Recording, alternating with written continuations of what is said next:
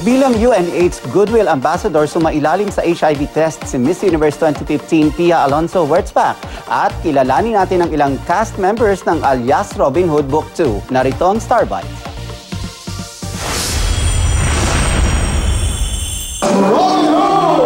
Sakay ng motorsiklo si Kapuso Primetime King Dingdong Dantes nang lumitaw sa press conference ng nagbabalik telebisyong Alias Robin Hood.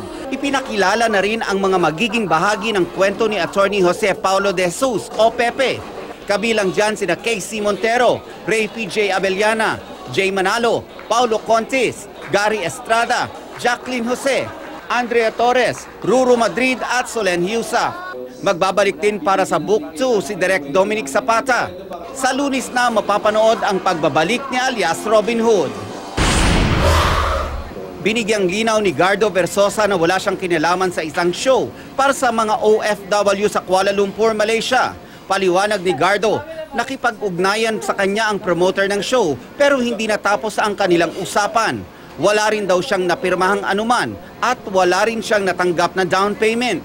Masama raw ang loob ni Gardo dahil naggamit sa publicity ang kanyang pangalan. Natuloy raw ang show noong linggo, pero gusto raw niyang managot ang Pinoy promoter ng event, lalo't ang mga kababayan din natin ang nabentahan ng ticket. Sino naman yung taong yun? Diba? Umaga, huwag ka naman ganun kasi umaga, panlalamang sa kapwa yung ginagawa mo. Eh. Hindi maganda yan. Hindi maganda sa kapwa-tao and syempre sa Diyos, hindi rin maganda. Sa isang event sa Taguig, ipinakita mismo ni Miss Universe 2015 Pia Alonso Wurtzbach kung gaano kadaling magpa-HIV test.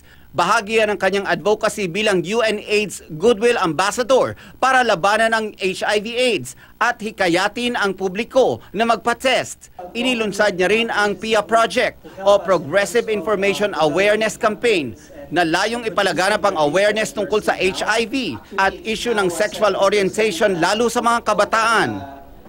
HIV resources in